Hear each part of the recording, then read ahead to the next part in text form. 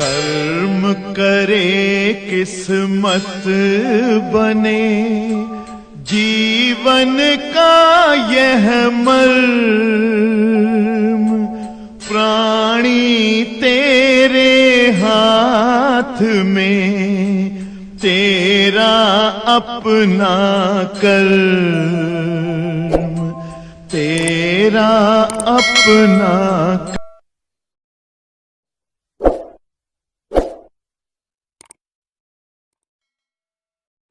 प्यारे बच्चों, प्रकाश का परावर्तन अपवर्तन, ये हमारा पहला पार्ट है कक्षा 12 फिजिक्स सेकंड पेपर का।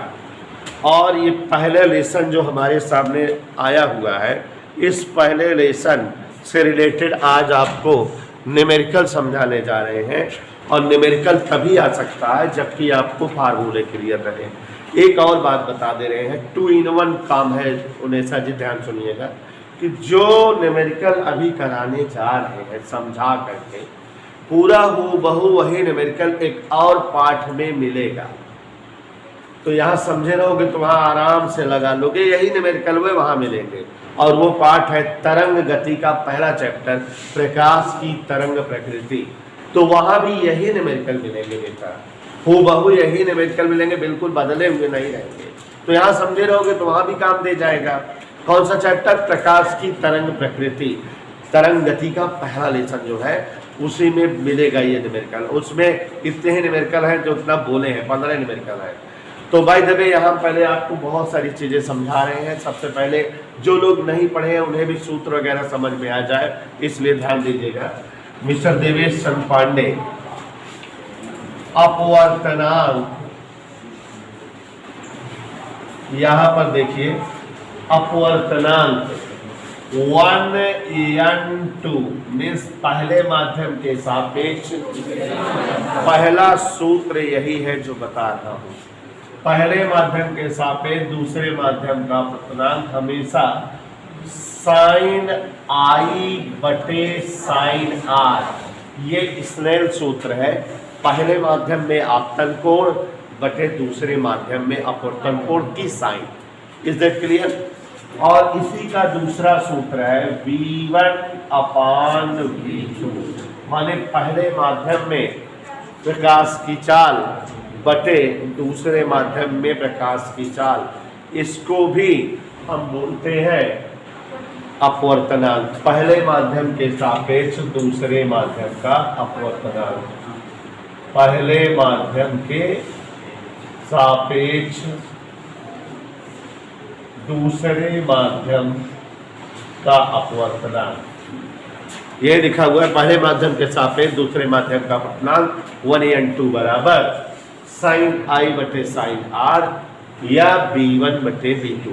एक और चीज देखिए, माध्यम का अपवर्तनांक, जैसे कहें जल का अपवर्तनांक, कांच का अपवर्तनांक, तो जानते रहिए माध्यम का अपवर्तनांक n बराबर C/V।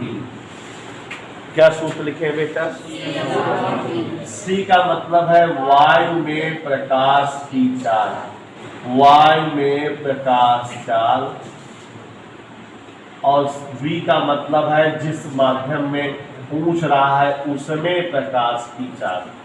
तो वायु में प्रकाश की चाल और माध्यम में प्रकाश की चाल का अनुपात माध्यम का अपवर्तनांक कहलाता है, या इसे ही एक और सूत्र कोसेक IC से डिनोट करते हैं, कोसेक IC। अच्छा, ये सूत्र समझ गए हो, क्लियर हो गया हो, तो एक और सूत्र जानिए। यहाँ पर देखिए, माध्यम में प्रकाश की चाल, माध्यम में प्रकाश की चाल, ध्यान से देखो, जैसे कह देगा कांच में प्रकाश की चाल बताओ, तो इसी सूत्र से n बराबर C/V। V यहाँ लाओ तो यहाँ जाएगा कि नहीं?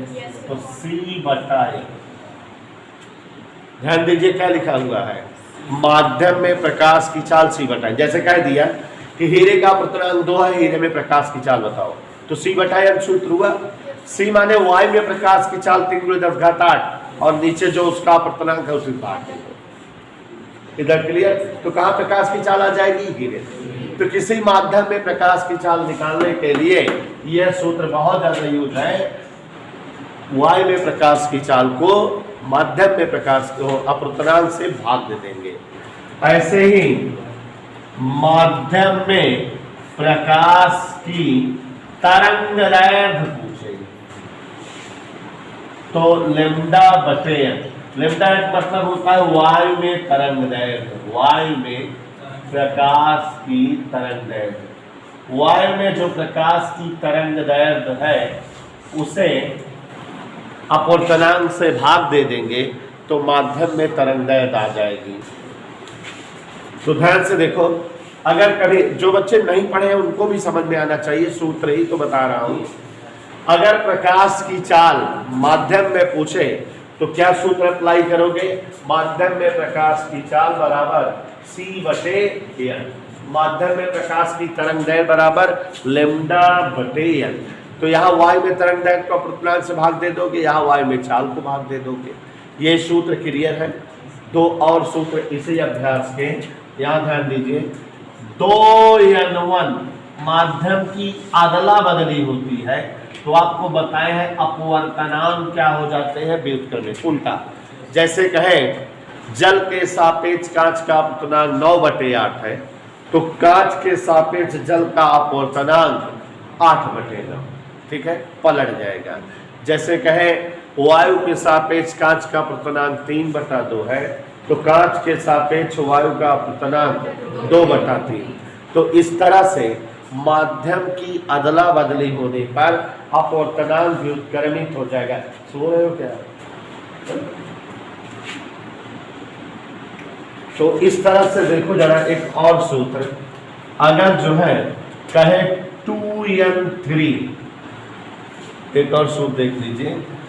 दूसरे माध्यम के सापेक्ष तीसरे माध्यम का अपवर्तनांक, हम आपको ट्रिक बताए हैं, जो बाद में रहता है उसको ऊपर लिखते हैं 1n3 और जो पहले रहता है उसको नीचे 1n2। और बच्चों इतने ही सूत्रों पर ये आपकी जो 14-15 सवाल आपको बोले हैं सभी हैं। एक बार फिर से देखिए, सवालें सब एक एक लाइन की है, एक लाइन 2 लाइन की। ध्यान से देखिए जरा, समझिए। सबसे पहले माध्यम के सापेक्ष दूसरे माध्यम के अपवर्तनांक का सूत्र याद रखिए, sin I/sin r, या वायु में प्रकाश की चाल और बटे पहले माध्यम में प्रकाश की चाल बटे दूसरे माध्यम में प्रकाश की चाल। माध्यम का अपवर्तनांक पूछे तो n बराबर c/v, ठीक है, वायु में प्रकाश की चाल बटे माध्यम में प्रकाश की चाल। और ऐसे ही अगर क्रांतिक कोण दिया रहे तो माध्यम का अपवर्तनांक कोशिकाई से। और बच्चों माध्यम में प्रकाश की चाल क्या होती है?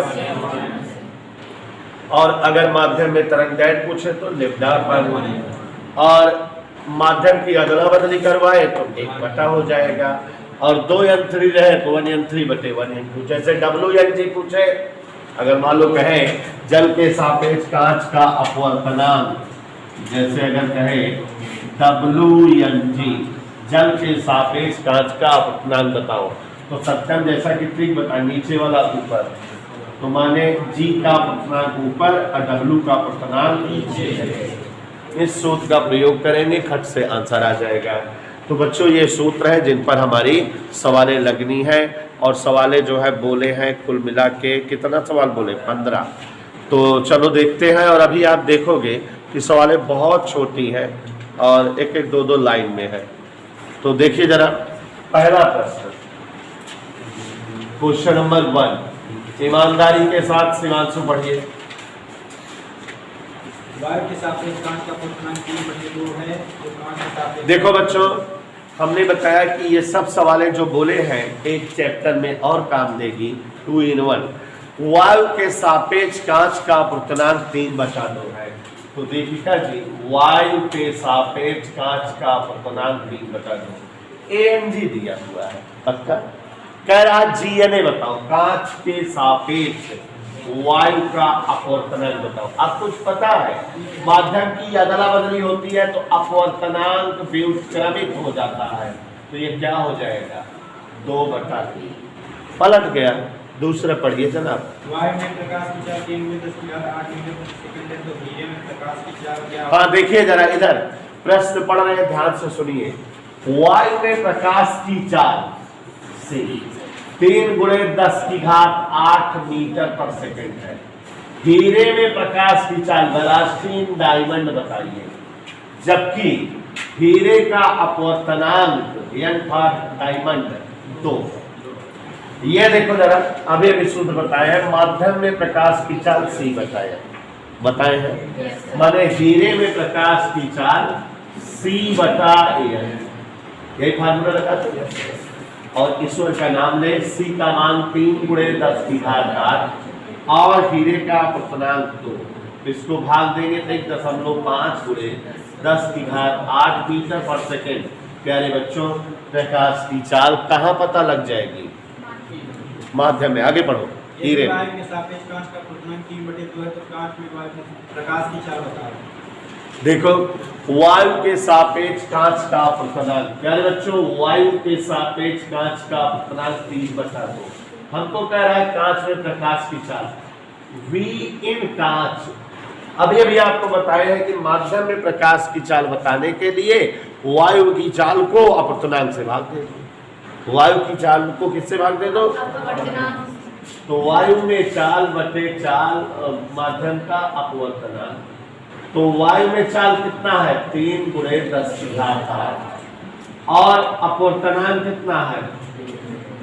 3 से 3 तो ऊपर गया 2 × 10 की घात 8 मीटर पर सेकेंड चाल हो जाएगी कांच में प्रकाश की। वायु के सापेक्ष कांच का अपवर्तनांक 3/2 है तथा वायु के सापेक्ष जल का अपवर्तनांक 4/3 है, तो जल में सापेक्ष कांच। हाँ, अगला क्वेश्चन देखिए जरा, ये भी थोड़ा टेस्टी सवाल है। क्वेश्चन नंबर 4, सभी लोग ध्यान से सुनिए, पढ़ रहा हूँ। वायु के सापेक्ष कांच का अपवर्तनांक बोले तो Ang 3/2। फिर कह रहा है वायु के सापेक्ष जल का अपवर्तनांक बोले तो Anw, A फॉर वायु और W फॉर वाटर, जल 4/3 है। कह रहा है तो जल के सापेक्ष कांच का अपवर्तनांक बताओ।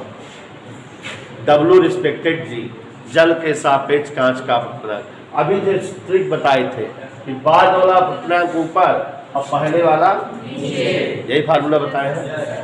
तो इन दोनों देखो, Ang/Anw,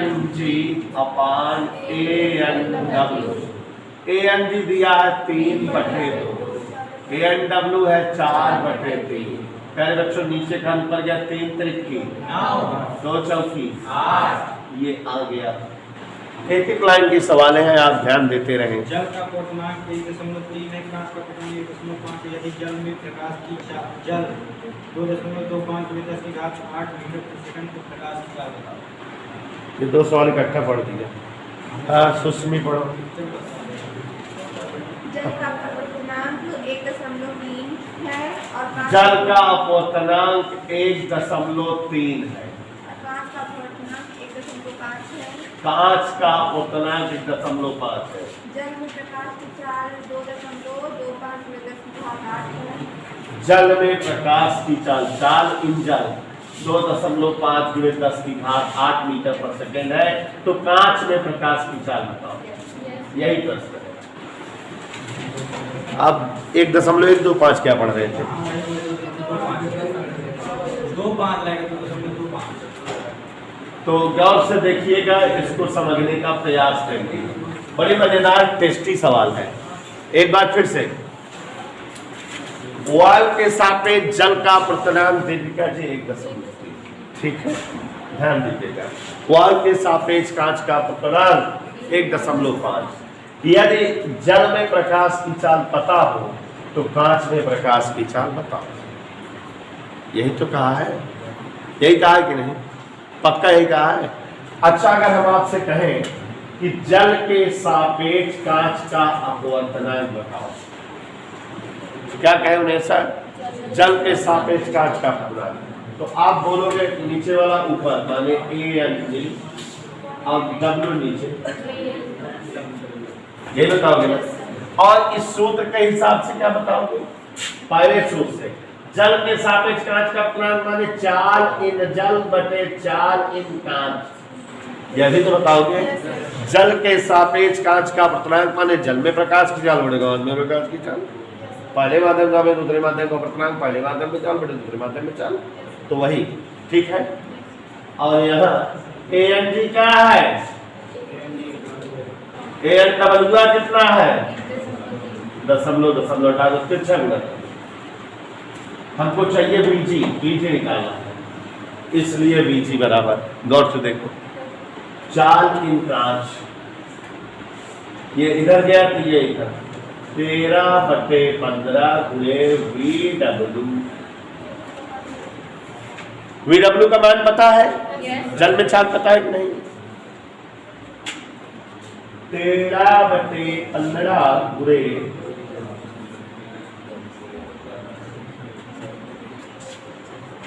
मजा आया? सुने, आपको कैलकुलेशन बहुत तेज है आप लोगों का। 15 में 15 बार का, अब 15 13 गुणा करेंगे, माने 225 में 30 में 195 का 15 3 45 की 5 से 4 15 कम 15 4 तो 1.5 बताए तो सब करके 195 है। हम कैसे कि 15 में 225 होता है, लेकिन 13 बार हमारे 2/15 घटाएगा तो 225 30 हटा देंगे, 205 व्यवहार में। प्रश्न नंबर 6। वायु में 6000 एंगस्ट्रॉम तरंगदैर्घ्य का प्रकाश 1.5 अपूर्णांक वाले माध्यम से प्रवेश करता है। माध्यम में इसका वेग तथा आवृत्ति क्या होगी, जबकि वायु में प्रकाश का वेग। हाँ देखो बच्चों, ये क्वेश्चन थोड़ा सा टेक्निकल है, ध्यान से समझिए तो आ जाएगा, ठीक है। टेक्निकल क्वेश्चन है, थोड़ा सा टेक्निकल है, ज्यादा नहीं। प्रश्न पढ़ रहे हैं, ध्यान सुनिएगा। वायु में 6000 एंगस्ट्रॉम तरंग दैर्घ्य वाला प्रकाश, तो मतलब वायु में तरंग दैर्घ्य दी हुई है 6000 एंगस्ट्रॉम। एंगस्ट्रॉम का मतलब होता है बच्चों 10⁻⁻10 मीटर। वायु में 6000 एंगस्ट्रॉम तरंग दैर्घ्य का प्रकाश 1.5 अपूर्णांक वाले माध्यम में प्रवेश करता है। यही है ना? किस माध्यम में प्रवेश करता है? जिसका अपवर्तनांक 1.5 है। तो माध्यम में प्रकाश की चाल बताना है, और वायु में प्रकाश की चाल 3 × 10⁸ मीटर पर सेकेंड दी हुई है। माध्यम में आवृत्ति भी बतानी है, ये पूछ रहा है ना। माध्यम में प्रकाश की चाल और माध्यम में आवृत्ति, इधर क्लियर। तो अब अपने आप समझिए बेटा कि जब कोई प्रकाश किसी माध्यम में प्रवेश करता है तो आपको हम बताए हैं कि माध्यम में उस प्रकाश की चाल C/N हो जाती है। तो माध्यम में प्रकाश की चाल V = C/N। C मतलब वायु में प्रकाश की चाल 3 × 10⁸ मीटर पर सेकेंड, और माध्यम में प्रकाश का अपवर्तनांक 1.5। यहाँ देखो ये 1.5 है और ये 3 है, भाग देंगे 1.5 दूनी 3, 2 × 10⁸ मीटर पर सेकेंड। माने जल में जो प्रवेश कर रहा प्रकाश या माध्यम में जो प्रवेश कर रहा प्रकाश, उसकी चाल पता लग गई। हमको तरंग दैर्घ्य आवृत्ति बतानी है। आज एक बात बता रहे हैं आपको कि जब भी प्रकाश एक माध्यम से दूसरे माध्यम में प्रवेश करता है तो उसकी चाल बदल जाती है, तरंग दैर्घ्य बदल जाती है, लेकिन आवृत्ति एक ऐसा भंडार है जिसका मान नहीं बदलता। जो आवृत्ति निर्वात में होती है वही आवृत्ति कहाँ होती है? माध्यम में। आवृत्ति में बदलाव। तो अब यहां देखो, वायु में C बराबर प्रकाश की चाल C। सूत्र याद रखो आवृत्ति और तरंग दैर्घ्य के पदों में। जैसे आप ध्वनि वाले चैप्टर में पढ़े थे, B = यंग लैम्डा पढ़े थे ना, ध्वनि की चाल आवृत्ति गुणे तरंग दैर्घ्य। तो ऐसे ही प्रकाश की चाल C बराबर आवृत्ति माने न्यू, प्रकाश की आवृत्ति को न्यू से लिखते हैं, और तरंग दैर्घ्य माने लैम्डा, माने C बराबर क्या होता है? New lambda. तो इसका प्रयोग करेंगे। C बराबर न्यू लैम्डा माने न्यू लैम्डा नॉट, तो न्यू बराबर C/λ। इधर क्लियर। सी अपान सी की जगह 3 गुणे 10 की घात 8। लेमडा नॉट आया हुआ है 6000 गुणे 10 की घात माइनस 10 ऊपर गया ऋण 10 तो 10 8 18 और 1 2 3 कम हो जाएगा, क्या हो जाएगा 10 की घात। समझ आ रहा है। 19 जैसे तुम्हारे कैलकुलेशन सुषमी को बताए थे ये 10 इसमें शुरा लो 30 हो जाएगा, 6 से भाग दो और 10 शुरा लिए तो घात घट गई और आवृत्ति का मात्र खर्च होता है। ये तरीका हो गया बेटा। तो मतलब B बराबर C अपान N, ये तो सरल था माध्यम में प्रकाश की चाल निकालने का। और यहाँ एक नया सूत्र बता दिए C बराबर न्यू इंटू लेम्डा, तो न्यू बराबर C अपान लेम्डा मान धर दिए। निर्वात में आवृत्ति आ गई, जो आवृत्ति निर्वात में रहेगी वही आवृत्ति कहाँ रहेगी, माध्यम में। क्यों? क्योंकि माध्यम में आवृत्ति जो है नहीं बदलती।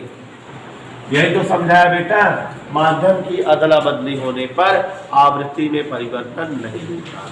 इधर ओके जी। वायु में प्रकाश की चाल 3 गुणे 10 की घात 8 मीटर प्रति सेकंड है, तो 1.5 अपूर्णांक वाले मान की प्रकाश की चाल क्या है? देखो बहुत ही प्यारा प्रश्न है और अब अगर समझे हो तो सब आने लगेगा। कह रहा है वायु में प्रकाश की चाल 3 गुणे 10 की घात 8 मीटर प्रति सेकंड। प्रश्न कह रहा है वायु में प्रकाश की चाल 3 गुणे 10 घात 8 मीटर प्रति सेकंड है, तो 1.5 अपूर्णांक वाले माध्यम में प्रकाश की चाल बताओ।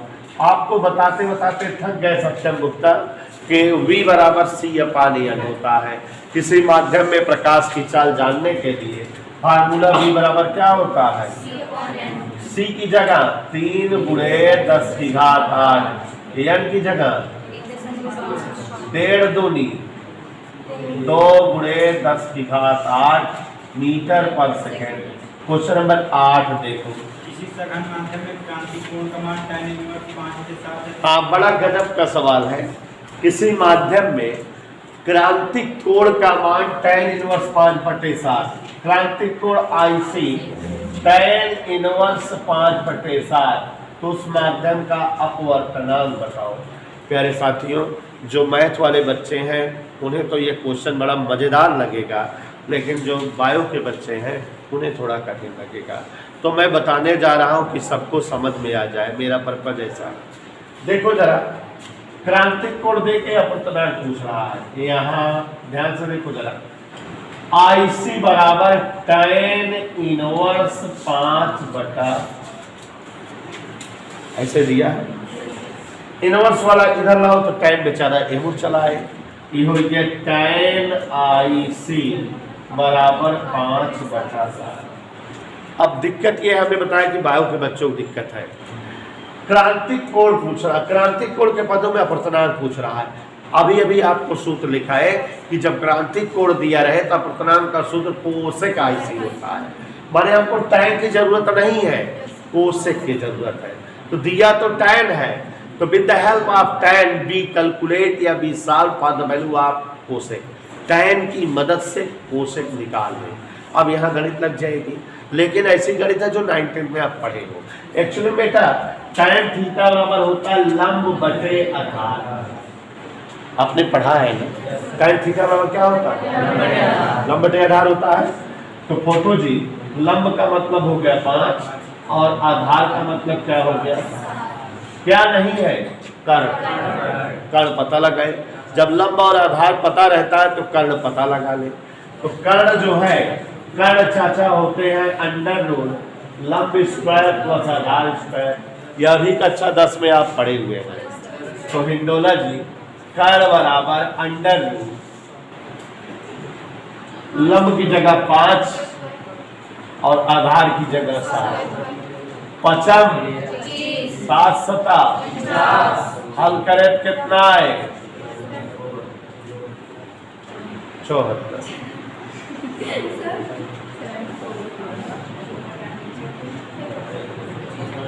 क्या कोई दिक्कत, कैलकुलेशन है। अब ये कर्ण आ गया 74। ठीक है।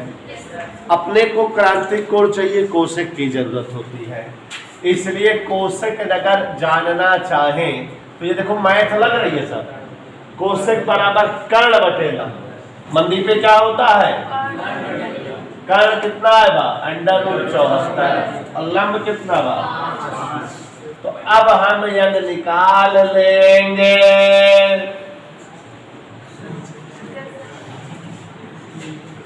कोसेक का इसी माने √74 और बटे 5 is the answer. Question number 9। किसी सघन माध्यम में क्रांतिक कोण की से माध्यम में प्रकाश की चाल। किसी सघन माध्यम में क्रांतिक कोण की से। हाँ देखो जरा, किसी माध्यम में क्रांतिक कोण दिया है 30 अंश और उस माध्यम में प्रकाश की चाल बतलाना है। ध्यान दीजिएगा, आप लोग जानकार हैं, इस बात को क्लियर है। n बराबर क्या होता है, आसिक IC, ये होता है कि नहीं। लेकिन उड़ेसा जी, किसी माध्यम का अपर्तनांक हमेशा वायु के सापेक्ष होता है, तो n बराबर C/V भी तो होता है। माने प्रकाश की चाल एक वायु, प्रकाश की चाल एक माध्यम बराबर कोसेक 30 अंश। गौर फरमाइएगा, 3 × 10⁸ कोसेक 30, साइन 30 का उल्टा 2/1। ये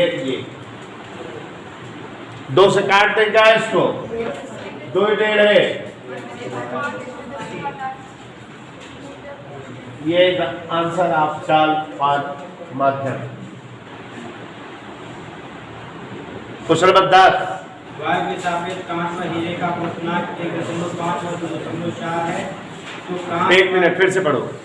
वायु के सापेक्ष कांच व हीरे का अपर्तनांक 1.5 और 2.4 है, तो कांच व हीरे में प्रकाश की चाल बताओ तथा हीरे का कांच के सापेक्ष अपर्तनांक क्या होगा, परम अपर्तनांक क्या होगा। कई सारी चीजें पूछ रहा है। वायु के सापेक्ष कांच व हीरे का अपर्तनांक, देखो वायु के सापेक्ष कांच का अपवर्तनांक दिया है ANG 1.5 और वायु के सापेक्ष हीरे का अपवर्तनांक कितना बोले हैं, यही बोले हैं। कह रहा है वायु के सापेक्ष कांच का अपवर्तनांक 1.5, वायु के सापेक्ष हीरे का अपवर्तनांक, तो कांच व हीरे में प्रकाश की चाल बताओ, मतलब चाल इन कांच बताओ, चाल इन हीरा बताओ और हीरे का कांच के सापेक्ष, कांच के सापेक्ष हीरे का अपवर्तनांक, कांच के सापेक्ष हीरे का अपवर्तनांक बताओ और परम अपवर्तनांक भी बताओ। यही सारी चीजें पूछ रहा बच्चों। क्वेश्चन नंबर 10 थोड़ा कई सारी चीजें पूछ रहा है, ध्यान दीजिएगा। तो चलते हैं। सर हीरे का कांच के हीरे का कांच के सापेक्ष अपवर्तनांक बताओ, उल्टा पढ़ो। हीरे का कांच के सापेक्ष अपवर्तनांक बढ़ाओ, उल्टा पढ़ो। कांच के सापेक्ष हीरे का अपवर्तनांक, यही तो हुआ। हीरे के सापेक्ष कांच थोड़ी कहा है, क्या कहा, हीरे का कांच के सापेक्ष अपवर्तनांक बताओ। किसके सापेक्ष बताना है, किसका, पूरी बात क्या हो गई, कांच के सापेक्ष हीरे का। जी गलत हो जाए, सेंस में रही थी, ठीक है, सेंस में रही थी हम पढ़ावत। तो यहाँ ध्यान दीजिएगा जरा, भाई ऐसे घुमा देता है, जैसे हमेशा कहता है जल के सापेक्ष कांच का अपवर्तनांक बताओ, तो आप WNG लिख दिए। अब उल्टा बोलते हैं, कांच का ही जो है जल के सापेक्ष अपवर्तनांक बताओ, बतिए तो वही है। निकालना कांच का है और निकालना किसके सापेक्ष, जल के सापेक्ष। तो निकालना हीरे का, लेकिन किसके सापेक्ष, तो मतलब इसको सही से पढ़े अगर, कांच के सापेक्ष हीरे का अपवर्तनांक, यही तो बात है। समझ में सेंस बनाई चाहिए हमेशा, गड़बड़ाई जाए। तो अब देखो जरा, कांच में प्रकाश की चाल VG C/ANG होगा कि नहीं, वायु में चाल बटे अपवर्तनांक, यही तो। सचिन के यादव 3 × 10⁸ बटे ANG 1.5, यकीन करो 1.5 दूनी 3 होता है, यकीन करो मेरा। एक आंसर आ गया बच्चों। खटाखट आओ का देखा जा तगड़ा। और हीरे में प्रकाश की चाल, चाल इन हीरा C/AND 3 गुणे 10 की घात 8। हीरे में अपवर्तनांक दशमलव हटाएंगे 30 हो जाएगा। 3 नाम 32, 3 अठे 24, अच्छा 35, 6 हो जाओ, समझ आया? मीटर पर सेकेंड आप इसमें 0.25 लिख सकते हो। ये दोनों आ गया। GND बताओ, कांच के सापेक्ष हीरे का अपवर्तनांक या हीरे का कांच के सापेक्ष अपवर्तनांक। डी ऊपर जाएगा AND बटे ANC। AND कितना है? दशमलव हटा दिए, 3 अठे 24, 3 पचे 15, 8 बटे 5 माने 1.6। आ गया कि नहीं? कह रहा परम अपवर्तनांक। देख लो बेटा, परम अपवर्तनांक का मतलब है निरपेक्ष अपवर्तनांक, ठीक है? n बराबर C/V। हीरे का केवल पूछा क्या होता है? परम अपवर्तनांक माने निरपेक्ष अपवर्तनांक n बराबर C/V। इतना क्लियर? ठीक है, हीरे का अपवर्तनांक दिया है 2.4 पे ही परम अपवर्तनांक हो गया। तो हम लोग कल की क्लास में न्यूमेरिकल पढ़ रहे थे और रोहन यादव ये जैसा कि जान रहे हो हमने आपको फार्मूले एक्सप्लेन किए थे इस तरह के अभ्यास की सवालों को लगाने के लिए। तो सबसे पहले देवेश चंद पांडे पहला सूत्र जो है आप ये जाने थे, अपवर्तनांक n refractive index n equal C/V, मतलब किसी माध्यम का अपवर्तनांक वायु में चाल बटे माध्यम में चाल। स्वाति वर्मा जी, इसी को हम लोग sin I बटे sin R और इसी को V1/V2 भी बताए थे। पहले माध्यम में प्रकाश की चाल बटे दूसरे माध्यम में चाल। और ऐसे ही बच्चों आपको एक्सप्लेन किए थे, अगर याद हो क्लियरली आपको जो है, तो हमने समझाया था आपको कि अगर किसी माध्यम में प्रकाश की चाल जानना हो तो C/V, तरंगदैर्घ्य दीपिका किसी माध्यम में जाननी हो तो λ0/n, यही बताए थे। और आपको यह भी बताए थे कि क्रांतिक कोण के पदों में अपवर्तनांक n बराबर कोसेक IC। और इन्हीं के साथ सवालें चल रही थी। 11 नंबर का सवाल शिवांशु पांडे। किसी माध्यम में प्रकाश की चाल 2 × 10 की घात 8 मीटर प्रति सेकंड है, किसी माध्यम का अपवर्तनांक क्या होगा?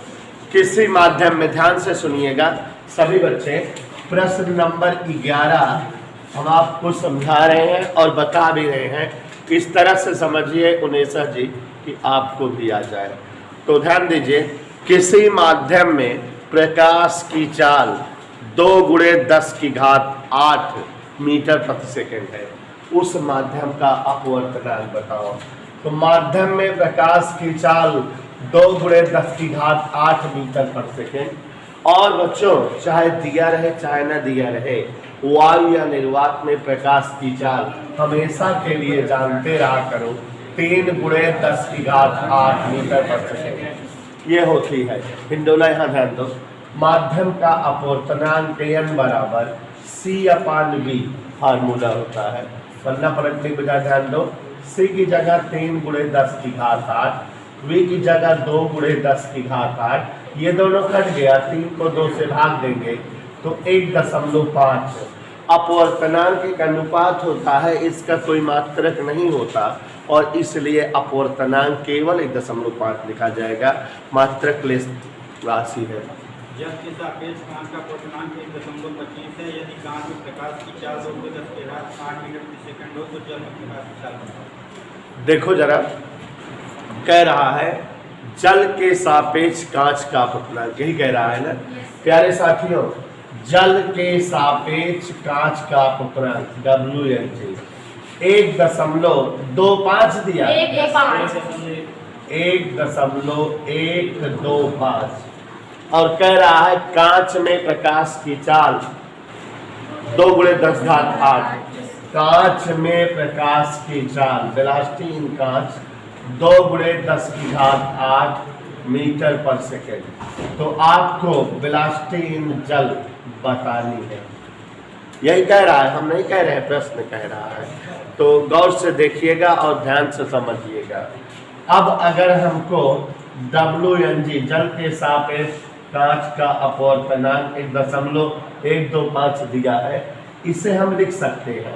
पहला माध्यम यहाँ जल दिख रहा है, दूसरा माध्यम कांच, तो जल में प्रकाश की चाल बटे कांच में प्रकाश की चाल, ऐसा लिख सकते हैं ना, बराबर 1.125 ये दिया हुआ है, इसको राइट कर दिए, तिरछा गुणा करने बेटा, तो इसलिए 19 VW बराबर जल में चाल बराबर तिरछा गुणा 1.125 गुणे VRG, तो 1.125। और बच्चों कांच में प्रकाश की चाल 2 गुणे 10⁸ दिया हुआ है, इसका इसमें गुणा करिए, 25 दूनी 50, 2.25 गुणे 10⁸ मीटर पर सेकेंड प्रकाश की चाल आ गई जल में।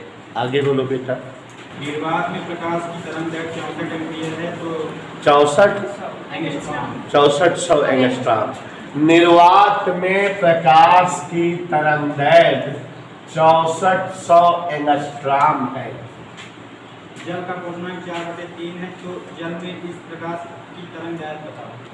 जल का अपवर्तनांक 4/3 है, ANW 4/3। जल में तरंग दैर्घ्य बताओ। जैसे कि देखिए का जानकार बच्ची हो तुम, हमने आपको समझाया था माध्यम में चाल बताना है, वेलोसिटी इन माध्यम C/N, वायु की चाल को L से भाग दे दो। सुनेसा ऐसे माध्यम में तरंग दैर्घ्य बतानी हो तो वायु में तरंग दैर्घ्य को अपवर्तनांक से भाग दे दो। माने बीनो दैट लैम्डा W बराबर वायु में तरंग दैर्घ्य बटे अपवर्तनांक, यही तो फार्मूला है।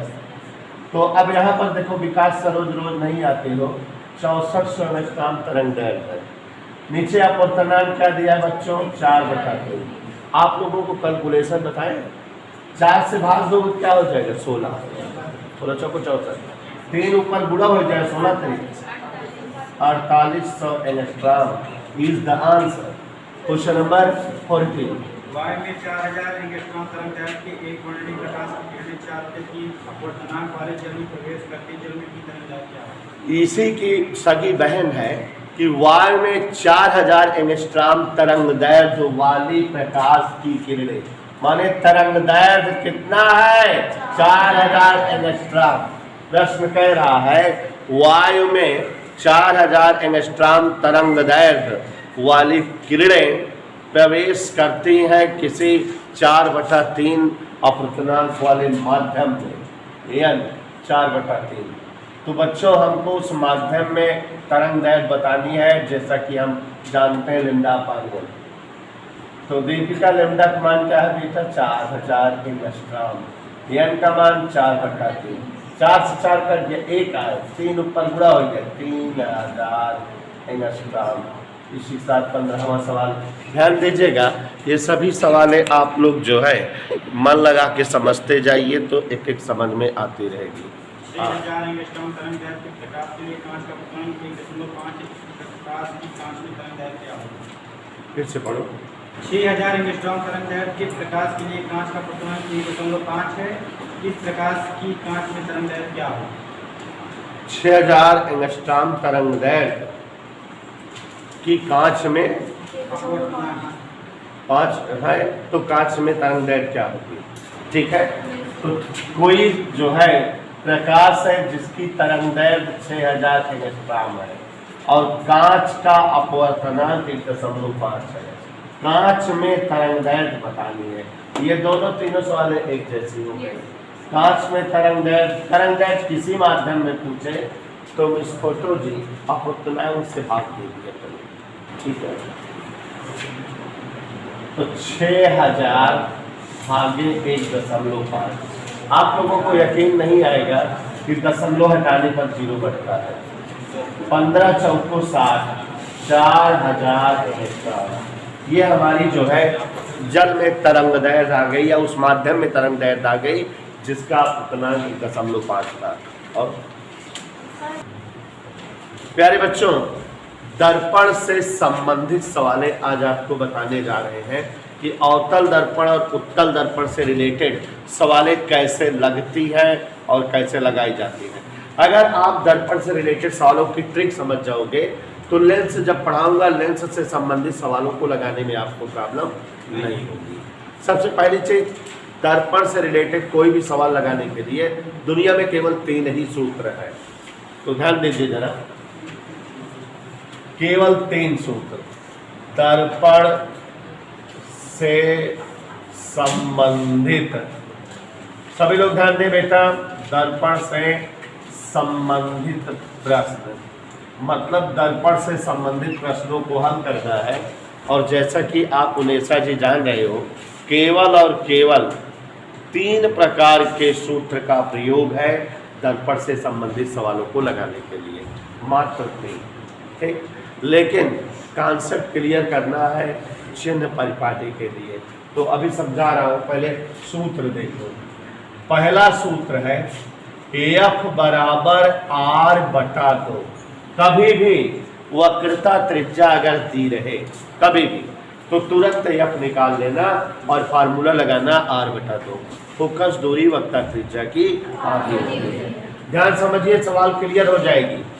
और एक UBF का सूत्र है 1/u + 1/v बराबर 1/f। 2 सूत्र हो गए। तीसरा और इकलौता अंतिम फार्मूला है आवर्धन लीनियर मैग्निफिकेशन m बराबर I/o बराबर -v/u। ये केवल 3 सूत्र है। अभ्यास में 3 ही सूत्र है, चाहे 40 सवाल हो चाहे 50, लेकिन ये तीनों सूत्रों में चिन्ह परिपाटी टेक्निकल हो जाती है। तो आपको मैं बता रहा हूँ, आप ध्यान से सुनिए, समझ में आ जाएगा। चिन्ह परिपाटी देखो बेटा, दर्पण से गौर से देखिए उन्हें सर, वस्तु की दूरी, सभी लोग ध्यान देंगे कि अगर जैसे कहे कि एक वस्तु फला दर्पण से 5 सेमी दूरी पर रखी है, तो दर्पण से वस्तु की दूरी का मतलब ये यूं दिया है। और चाहे जौन दर्पण हो चाहे जौन लेंस हो, यूं का मान हमेशा ऋणात्मक, तो हमेशा u बराबर -कई के आगे लिखा जाए। जैसे कह दे कि एक तो वस्तु उत्तल दर्पण से 5 सेमी की दूरी पर रखी है, तो वस्तु दूरी है माने यूं दिया है, लेकिन u का मान याद कर लो, कसम खा लो, ऋण में लिखूंगा u बराबर ऋण 5 हमेशा, चाहे जौन दर्पण हो उन्हें, चाहे जौन लेंस हो। अब बाकी हर चीज जौन है समझे क्या है, ध्यान से सुनत जा, यूं हो गए। और बेटा गौर से देखिए, प्रतिबिंब की दूरी v से लिखा जाता है। जैसे कहे इसका प्रतिबिंब इतनी दूर पर बनता है, ठीक है, तो प्रतिबिंब दूरी किससे लिखी जाती है? और इसको भी याद करा रहा हूं, ध्यान से समझो। उत्तल दर्पण अगर कहा पड़ा है सवाल में, अब कहा है तो एक मान हमेशा प्लस रहे। जैसे सवाल में चर्चा कर दिया कि एक उत्तल दर्पण से 10 सेमी दूरी पर रखी वस्तु का प्रतिबिंब 15 सेमी दूर बनता है। हम जान रहे हैं प्रतिबिंब दूरी v है, रट्टा मार लो, अगर उत्तल दर्पण रहेगा तो उसे धनात्मक लिखेंगे, ठीक है। और गौर फरमाइएगा, अवतल दर्पण का केस रहे, अवतल दर्पण रह जाइए ध्यान से। अवतल दर्पण में देखो 2 तीर बना दिए, गौर फरमाइएगा। अवतल दर्पण में कभी भी प्रतिबिंब अगर उल्टा या वास्तविक या कहे पर्दे पर बन रहा है, कई शब्द याद कर लीजिए। जैसे कहा है अवतल दर्पण से एक वस्तु का प्रतिबिंब उल्टा प्राप्त होता है, 40 सेमी उल्टा, या वास्तविक प्राप्त होता है, या पर्दे पर बनता है। तीनों केस में v का मान हमेशा ऋण है, ठीक है। तो ट्रिक बतावत है, ये पहले बताए ना क्यों 9th में। तो अवतल दर्पण अगर रहे, तो अगर अवतल दर्पण में प्रतिबिंब की खासियत का है, उल्टा कहा है, या कहा है वास्तविक कहा है, या कहा है पर्दे पर बन रहा है, ये शब्द भी कहें तो ये याद कर लोगे विकास सरोज कि v का मान अवतल दर्पण के लिए निगेटिव रहेगा। लेकिन अगर अवतल दर्पण के केस में प्रतिबिंब कभों का सीधा या आभासी वर्तमान, सीधा या आभासी। तो याद करिए v बराबर प्लस में लिखा बा। एक केस ऐसा होता अवतल दर्पण में जबकि v प्लस में रहा था, नहीं तो v हमेशा ऋण में रहा था। तो जब जो ना प्रतिबिंब सीधा बनत रहा है, कहा कि 4 सेमी सीधा प्रतिबिंब बनता है, जान ले वो छिपा देव तो चिन्ह बिना फसावत बा, या 4 सेमी आभासी बनता है। या एक और बात सुस्मिता कि प्रतिबिंब दर्पण के पीछे का है, दर्पण के पीछे, तो इतने केसों में v का मान क्या रहेगा प्लस, लेकिन किस दर्पण के लिए याद हो रहा है, सवाल लगाने में दिक्कत नहीं होगी, चिन्ह धर दोगे ना। फोकस दूरी हुआ वक्रता त्रिज्या, दोनों का चिन्ह समझो। किसका किसका चिन्ह बता रहे हैं, समझ में आ रहा है कि नहीं। फोकस दूरी और वक्रता त्रिज्या दोनों का चिन्ह अगर जो है उत्तल दर्पण रहे, कौन सा दर्पण रहे, सवाल में उत्तल दर्पण रहे, तो एफ भी प्लस में और आर भी प्लस में, उत्तर त्रिज्या और फोकस दूरी दोनों का मान क्या रहेगा धनात्मक, ठीक है उन्हें सर। और अवतल दर्पण रहे सवाल में तो रखते रहा जा एफ व आर दोनों क्या रहेंगे, समझ में आया, सुस्मी नहीं समझ रही। वस्तु की ऊंचाई याद कर लीजिए कि वस्तु की ऊंचाई को ओ से लिखते हैं और हमेशा धनात्मक होती है, नहीं समझोगे। प्रतिबिंब की ऊंचाई उन्हें सब समझा देता ही, चिन्ह वाली दिक्कत नहीं फंसा, कंसेप्ट के लिए प्रतिबिंब की ऊंचाई आई और एक केस, प्रतिबिंब उल्टा रहे तो उकाव रहे वास्तविक रहे और तब ओके चिन्ह ऋण रहे। प्रतिबिंब अगर उल्टा बना बा या वास्तविक बना बा या जानता पर्दा पे बना है तो आई के मान ऋण है। और अगर जो है प्रतिबिंब सीधा बन रहा हो या आभासी बन रहा हो तो आई का मान प्लस में। और ये चिन्ह परिपाटी है दर्पण से रिलेटेड सवालों को लगाने के लिए।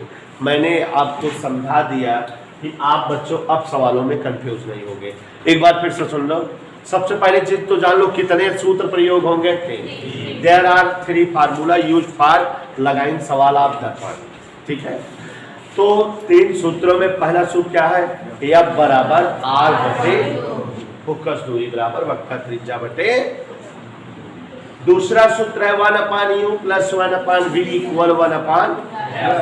कोई डाउट बेटा, क्लियर। तीसरा सूत्र है आवर्धन यम बराबर I/O बराबर -B/19। अब चिन्ह परिपाटी में देखो क्या क्या बताए हैं आप लोग, सभी लोग गौर से देखो। अगर जो है दर्पण से वस्तु की दूरी है तो वो किससे लिखी जाती है, ये, और हमेशा क्या होती है, ठीक है, हमेशा माइनस होती है। v का मान हमेशा माइनस, दर्पण और लेंस दोनों। प्रतिबिंब की दूरी किससे लिखी जाती है, v से। प्रतिबिंब की दूरी में खासियत बताए है, उत्तल दर्पण के लिए v का मान हमेशा प्लस, अवतल दर्पण के लिए अगर प्रतिबिंब सीधा आभासी या दर्पण के पीछे रहे तो v प्लस रहे, अदरवाइज अगर प्रतिबिंब उल्टा वास्तविक या पर्दा बंदबा तो v का मान का माइनस। समझ में याद रहा इतना जो बताए ना बोले, सुन लीजिए। और अगर फोकस दूरी और वक्र त्रिज्या कहा बेटा तो उत्तल दर्पण के वक्र त्रिज्या फोकस दूरी दोनों धन होता है और अवतल दर्पण के फोकस दूरी वक्र त्रिज्या दोनों ऋण में लिखा जाए। चिन्ह परिपाटी याद करे रहा। और वस्तु की ऊंचाई ओ से लिखा जाता प्लस में, प्रतिबिंब की ऊंचाई आई से लिखा जाता, लेकिन अवतल दर्पण के लिए या सीधा और आभासी प्रतिबिंब अगर कभो बन रहा है तो आई के मान प्लस, और उल्टा वास्तविक प्रतिबिंब बन रहा है तो आई के मान। समझ आया? तो हिमांशु जी नोट करो तो क्वेश्चन पढ़ रहे हैं, ध्यान से सुनिए सभी बच्चे। 15 सेमी फोकस दूरी वाले अवतल दर्पण, प्रश्न पढ़ते जा रहे हैं, जो दिया है लिखते जा रहे हैं, तो गौर से देखिएगा। क्वेश्चन नंबर 16, 15 सेमी फोकस दूरी वाले अवतल दर्पण। फोकस दूरी को एफ से लिखा जाता है और अवतल दर्पण रहे तो एफ को ऋण में लिखा जाता है, अभी बताए थे। तो फोकस दूरी दिया है और अवतल दर्पण दिया है, तो माइनस 15 सेमी। फोटो देखो जरा। 15 सेमी फोकस दूरी वाले अवतल दर्पण के सामने दर्पण से 10 सेमी की दूरी पर, तो दर्पण से जो दूरी होती है उसे हमने आपको बताया यू से, और हमेशा किस में रहती है, माइनस में।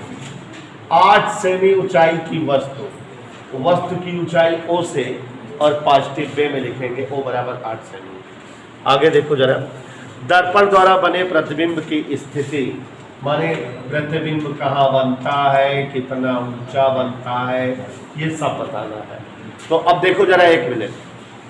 एफ है, यू है, तो दूसरा वाला सूत्र लगा दे। 1/u प्लस 1/v बराबर 1/f। चिन्ह सहित वैल्यूज पुट करें। स्वतः तो चिन्ह क्लियर हो गया है। अच्छा, u की जगह विंडो में देखो -10, v की जगह नहीं मालूम, f की जगह ओके, 1/v बराबर 1/15, ये माइनस उधर क्या प्लस 1/10। अब यहाँ देखो 15 और 10 का एलसीएम ले लें। 15 और 10 का एलसीएम क्या होता है, 30। तो यहाँ 30 हो गया एलसीएम। और आप भिन्न का घटाना देखो, भिन्न का जोड़ देखो कैसे होता है। फोटो हर से हर को भाग दो, जो आए अंश में गुणा करो। तो 15 दूनी 30, 2 एक कम 2 धन 10 तिहाई 3 एक कम 3। तो देखो यहाँ स्वाति 3 में से 2 गए, 1/30। किसका मान आने वाला है स्वाति, तिरछा गुणा करते हैं, v एक कम 20, 30 एक कम 30। तो ये इस तरह से आ गया, v बराबर 30 सेमी। एक आंसर आ गया। कोई डाउट? आ जाओ बच्चे। v बराबर 30 सेमी, कोई डाउट? देख रहे हो ना। अब यहाँ पर ध्यान से देखो, हमको i भी बताना है, तो आपको सूत्र बताए हैं i वाला v वाला, I/O बराबर -v/u, उसका प्रयोग करो। इसलिए I/O बराबर -v/u। गौर से देखो, फार्मूले का इस्तेमाल करते हैं। I की जगह बेटा नहीं मालूम, वस्तु की ऊंचाई 8 माइनस v आ चुका है, और वस्तु दूरी, गौर से देखो जरा, 0 0 कट गया, माइनस से माइनस, तिरछा गुणा कर दो 8×3। मतलब ध्यान से समझिए, प्रतिबिंब 24 सेमी लंबा बनेगा, वस्तु जबकि 8 थी, तो 3 गुना बड़ा बनेगा। और प्लस में आ रहा है, तो इसका मतलब कैसा बनेगा, सीधा बनेगा। और दर्पण कौन है, अवतल, तो माने आभासी। तो अवतल दर्पण में 10 सेमी दूरी पर स्थित वस्तु का प्रतिबिंब दर्पण से 30 सेमी पीछे, सीधा बड़ा और 3 गुना बन रहा है। ठीक है। अच्छा, बनेगा भी बड़ा, क्योंकि देखो फोकस दूरी कितना है, 15, लेकिन वस्तु कहाँ रखी है, 10 पे, माने फोकस दूरी पहले वस्तु रखी है। पहली वाली कंडीशन जो दर्पण से बताए थे वही है। एक उत्तर ये आ गया बेटा, एक उत्तर ये आ गया है। कहीं कोई दिक्कत? क्वेश्चन नंबर 2 बता रहे हैं, ध्यान समझो। 17वां, ध्यान देना आयुष, 17 नंबर का प्रश्न है शिवांशु। कोई बोलेगा नहीं, हम क्वेश्चन ढूंढ दे रहे हैं, और अगर आप लोगों को मिल जाए तो। सुई वाला है, पढ़ रहे हैं, सुनिएगा। 4.5 सेंटीमीटर प्रश्न पढ़ रहे हैं।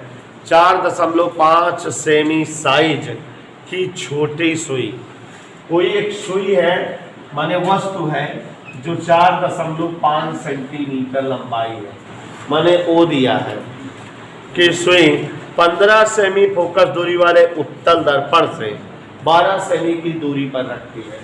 वस्तु दूरी 12 है और वस्तु की हमेशा दूरी माइनस में, और फोकस दूरी उत्तल दर्पण प्लस में 15 सेमी फोकस दूरी कह रहा है।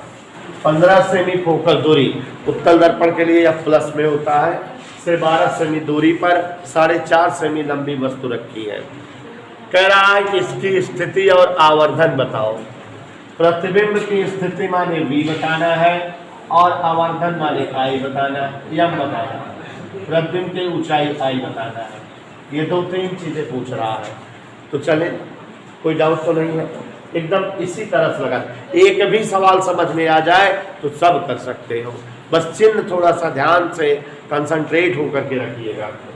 तो U और F है, जैसे इसको लगाए थे 1/U प्लस 1/V बराबर 1/F से रोहन इसी फार्मूले का प्रयोग करें। हम आगे बढ़े तो गौर से देखिए जरा। 1/U, U की जगह बेटा -12, V तो पता करना है, 1/F की जगह 15। जैसा कि इसके बाद आप जान रहे हैं बेटा, हम ट्रांसफर कर देंगे वैल्यू। तो यहाँ 1/V बराबर 1/15 माइनस इधर आया प्लस 1/12। 12 और 15 का एलसीएम आप सभी को अच्छे से पता है 60 होता है, ठीक है। तो 60 एलसीएम लिए, हर से हर को भाग दो, 15 चौको 60, 4 12 पंचे 60, 9/60 बराबर 1/20 पलट दो, V बराबर 60/9, 3 से भाग दे दो, 20 तिहाई 60, 3 तरीका 9। तो एक आंसर ए आ गया। अब दूसरा आंसर आवर्धन पूछ रहा है, प्रतिबिंब की ऊंचाई, जैसे इसको किए थे I/O बराबर -V/,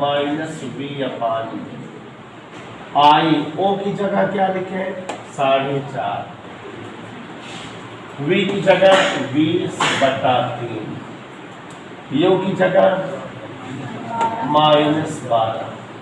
बच्चों माइनस से माइनस ये ऊपर जाएगा, I बराबर 4.5 × 20/3 नीचे आएगी बात 36 दशमलव हटा दें, ये 0 से ये 0 कट गया।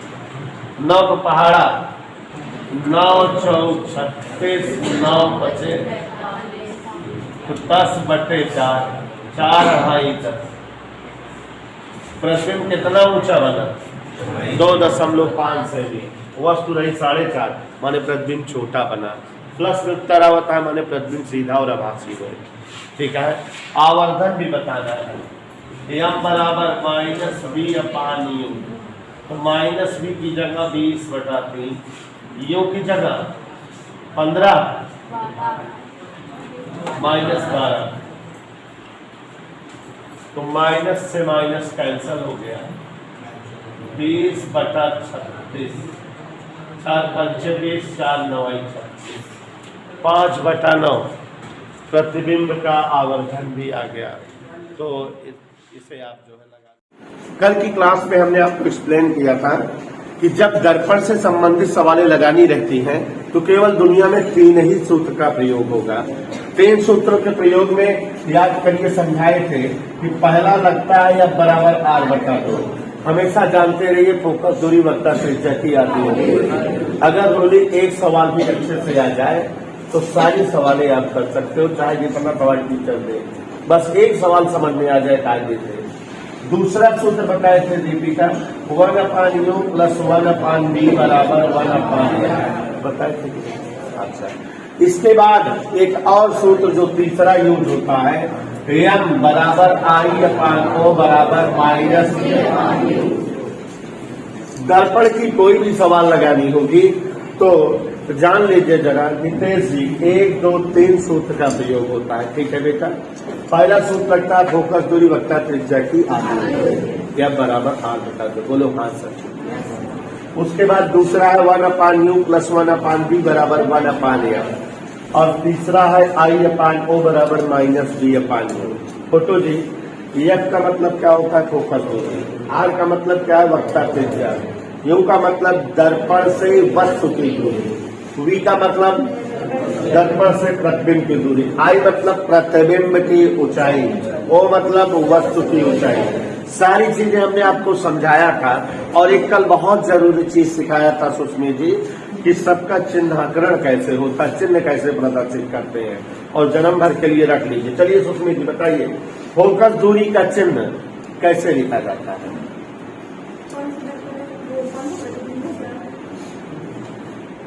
तुम बताओ, फोकस दूरी का चिन्ह कैसे लिखा जाता है? कैसे बताओगे? कौन बताएगा? रोहन, फोकस दूरी का चिन्ह कैसे लिखा जाता है? गुड, इतना ही बताना है। क्या पढ़ते हो तुम लोग? देखो कहीं पे प्रतिबिंब ढूंढ दिया है। हमने एक्सप्लेन किया था दो चीजें कि फोकस दूरी और वक्ता त्रिज्या दोनों अवतल दर्पण के लिए ऋण में होंगे और उत्तल दर्पण के लिए धन में। पता नहीं क्या नाथ सनात बक रही है दोनों बच्चियां। तो फोकस दूरी अवतल दर्पण यदि रहे, आप ऐसे बताओगे जैसे हम बता रहे हैं उसमें, फोकस दूरी अवतल दर्पण के लिए ऋणात्मक होती है और उत्तल दर्पण के लिए धनात्मक। ऐसे जो बताना है, कहां प्रतिबिंब आ गया। और वक्ता त्रिज्या धनात्मक होगी उत्तल दर्पण की, ऋणात्मक होगी अवतल दर्पण की। चलिए यू का मान, यू का मान, यू का मान चाहे दर्पण हो चाहे लेंस, हमने बताया था हमेशा ऋणात्मक होगा। जैसे बताए थे वैसे याद रहे। वी का मान, वी का मान दोनों दर्पणों में अलग अलग बताए थे। उत्तल दर्पण में वी का मान सदैव धनात्मक और अवतल दर्पण में वी का मान सदैव ऋणात्मक होगा। लेकिन अगर जो है प्रतिबिंब सीधा बने, आभासी बने, दर्पण के पीछे बने, तब वी का मान क्या होगा? हमने लिखाया था। फिर उसके बाद ओ वस्तु की ऊंचाई कैसे रहेगी? हमेशा धनात्मक। प्रतिबिंब की ऊंचाई अंजलि उल्टा बनेगा तो ऋण में, और सीधा प्रतिबिंब रहेगा तो, यही समझाए थे ना। तो बच्चों इतनी बातें माइंड में कब रहे, तभी ये सब सवालें आप लगा पाओगे। 2 सवाल हम लगवा चुके हैं, मतलब 17 सवाल ना, 18वीं सवाल बतानी है। तो 18 नंबर सवाल Shivanshu Pandey, question number 18। 2.5 centimetre size कोई छोटी मोमबत्ती 36 सेंटीमीटर उत्तर त्रिज्या। 1 मिनट। 2.5 सेंटीमीटर साइज की एक छोटी मोमबत्ती। प्रश्न कह रहा है 2.5 सेंटीमीटर साइज की एक छोटी मोमबत्ती, मानिए वस्तु की ऊंचाई दिया है तो उसे लिखेंगे 2.5 सेंटीमीटर। कोई डाउट देता? एक छोटी मोमबत्ती 36 सेंटीमीटर उत्तर त्रिज्या अवतल दर्पण से 27 सेंटीमीटर की दूरी पर रखी है। हाँ, अवतल दर्पण है, कह रहा है 2.5 सेंटीमीटर। सवाल सुनिएगा, 2.5 सेंटीमीटर ऊंचाई की एक छोटी मोमबत्ती 36 सेमी वक्ता त्रिज्या वाले अवतल दर्पण से 27 सेमी की दूरी पर रखी है। आप जान रहे हो अवतल दर्पण कह दिया तो वक्ता त्रिज्या किसमें लिखेंगे? माइनस में। और वस्तु की दूरी कितना दिया है? 27 सेमी, ये भी माइनस में। दर्पण से किसी पर्दे को कितनी दूरी पर रखा जाए कि उसका सूर्य पर्दे पर बने प्रतिबिंब की प्रकृति साइज भी बताओ। कह रहा है कि दर्पण से कितनी दूरी पर पर्दा रख दें कि प्रतिबिंब उस पर हमें प्राप्त हो या दिखे या बने। तो आपको प्रतिबिंब की दूरी बताना है, कितनी दूरी पर प्रतिबिंब बनता है, वी बताना है, प्रतिबिंब की साइज बताना है, प्रकृति और आवर्धन बताना है। ये इतनी चीजें आपसे पूछ रहा है। देखो के अब ध्यान दो, आर दिया। सबसे पहला सूत्र हमने क्या बताया था आपको?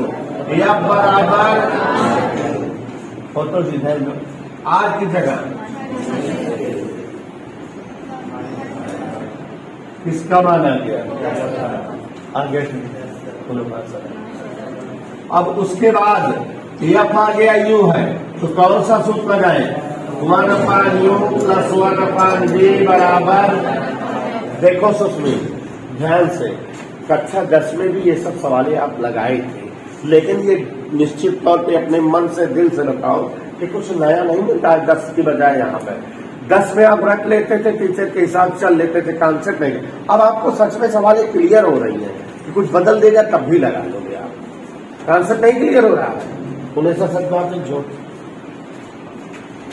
19 यू का मान, वी का मान, एफ का मान,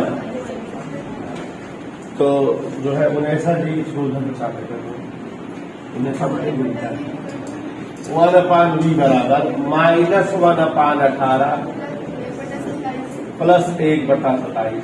अब भिन्न का घटाना जोड़ है हल करना है। आप लोग जानकार हो अंकित प्रजापति 18 और 27 का एलसीएम माने जिससे 18 भी कटे और 27 44 नहीं 54। तो अब देखो 18 पालम 54 हटाता 18 3 54 27 दूनी 54। फोटो जी 3 में से 2 गए, यहाँ 1/20 ऐसे 3 गुणा कर दे कसम से भी बराबर -54 आ गया। तो एक उत्तर आ गया। पर्दे को 54 सेमी दर्पण से दूर पर रखिए तो प्रतिबिंब बन जाएगा। दर्पण से कितने दूर पर रखो मुस्कान? कुछ बोलो, इसको खाना न खिला के तैयार करो। वी का मान आ गया बच्चों। अब इसलिए I/O बराबर -, होता कि नहीं दीपक पटेल?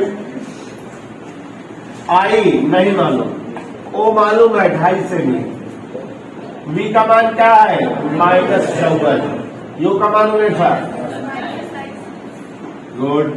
I/2.5 ऋण से ऋण 27 दूनी 3 गुणा I बराबर -5 सेमी, मतलब 5 सेमी उल्टा प्रतिबिंब।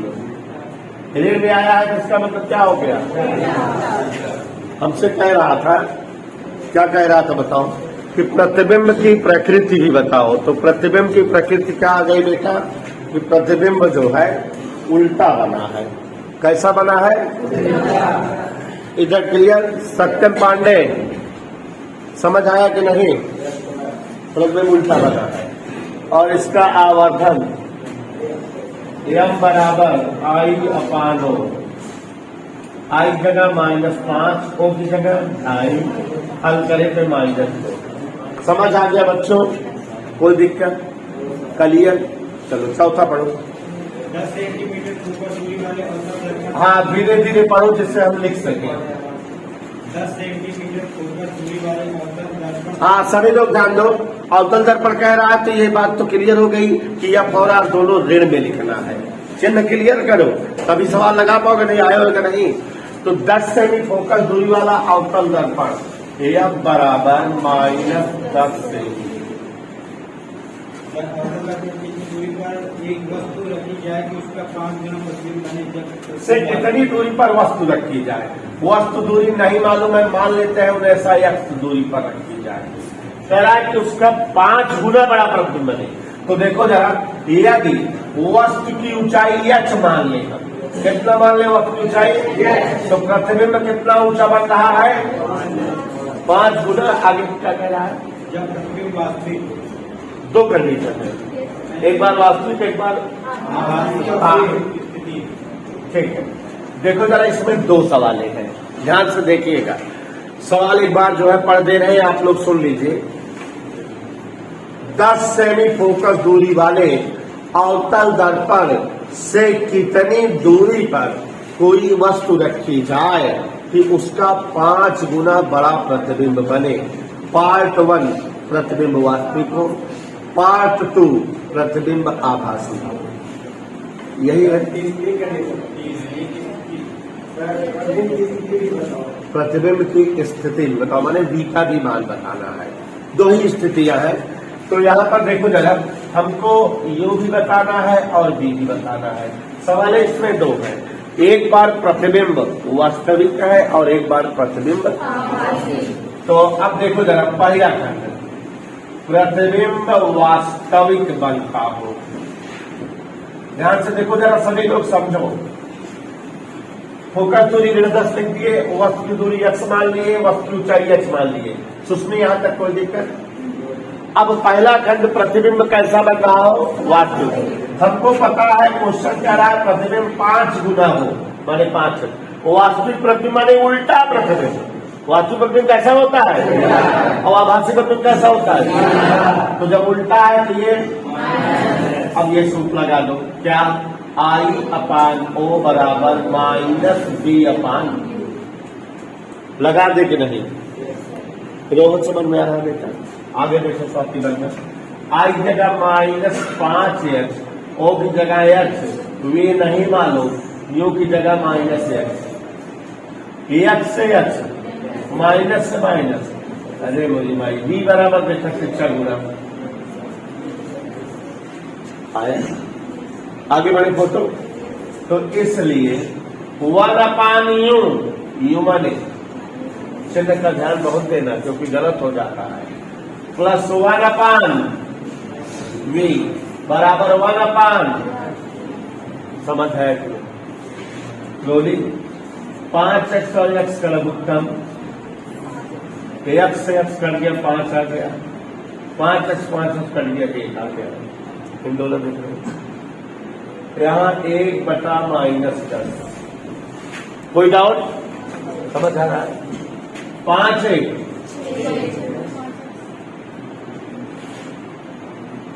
माइनस से माइनस तिरछा गुणा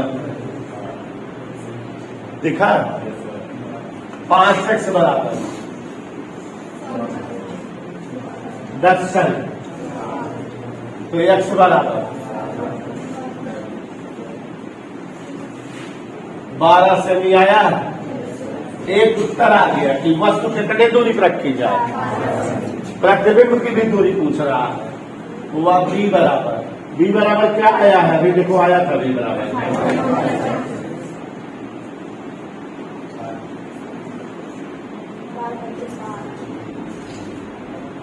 माने U और V दोनों आ गया कि नहीं? लेकिन ये पहली सवाल हुई जब प्रतिबिंब। अब दूसरा सवाल, जब प्रतिबिंब कैसा बने? आभासी मतलब सीधा, माने I बराबर +5 है।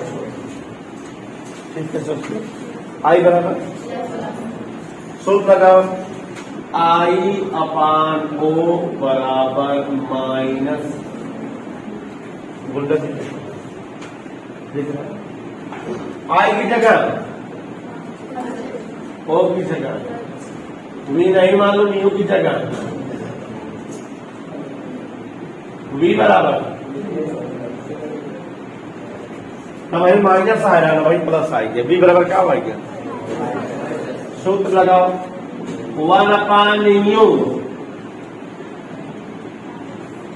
प्लस 1/V बराबर 1/F।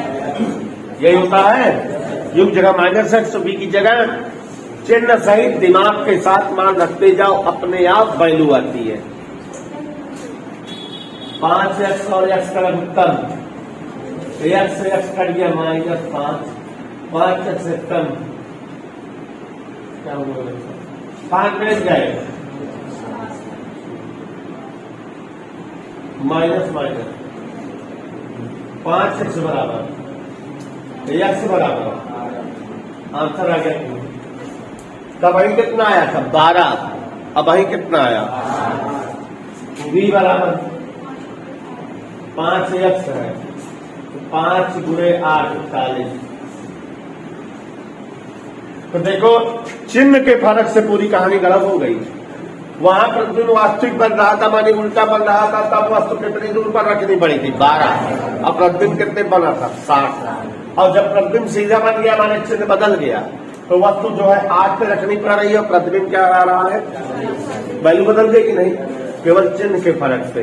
तो अगर चिन्ह जो है सीरियसली नहीं देखोगे तो सवालें गलत हो जाएंगी। तो इतना ध्यान दीजिए, लगाइए। पढ़ रहे हैं, ध्यान सुनिए। आप लोग ऑलरेडी अभी कल भी हमने सूत्र समझाया था।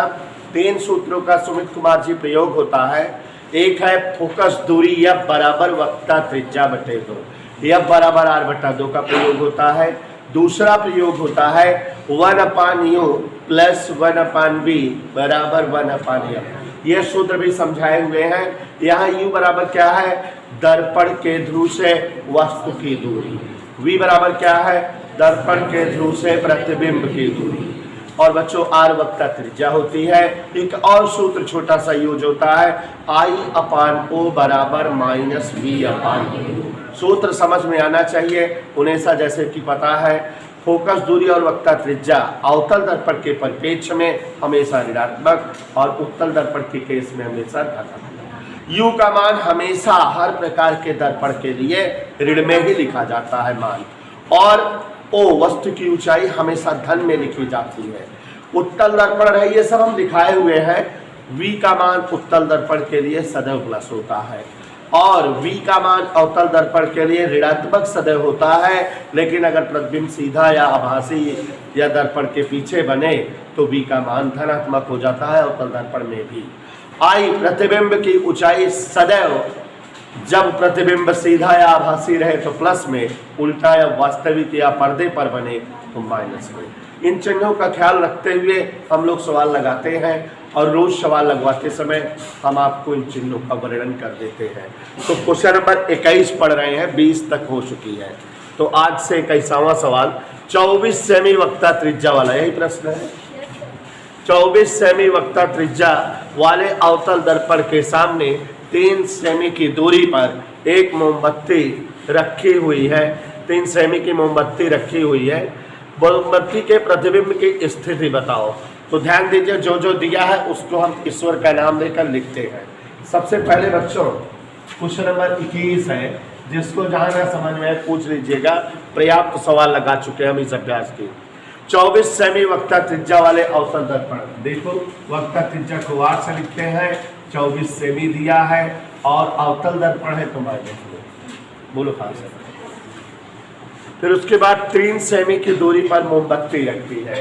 वस्तु की दूरी 3 सेमी है, U बराबर -3 है। प्रतिबिंब की स्थिति बतानी है। पहला सूत्र जैसा कि जानते हो साथियों, F बराबर R/2 होता है, -24/2 -12 सेमी हो गया। अब ये F है 19 डाल, और ये जो है U है, तो सूत्र आप जानते हो 1/U + 1/V बराबर 1/F का प्रयोग करें। कक्षा 10 में भी ये सब सवाल आप लगाए हैं तुम्हें। तो अब सुंदरम बेटा 1/U की जगह -3 + 1/V और यहाँ 1/-12, जैसा कि आप सभी साथी जान रहे हैं। 1/V बराबर -1/12, ये इधर पक्षांतर हुआ तो 1/3 स्क्वायर जी, ईश्वर का नाम लेकर 12 और 3 का लघुत्तम बता दो तो 12 है। 12 एकम 12 -1, 3 चौको 12, तो वंशिका जी 1/B बराबर 4 में से 3/12, बोलो हाँ सर ठीक है।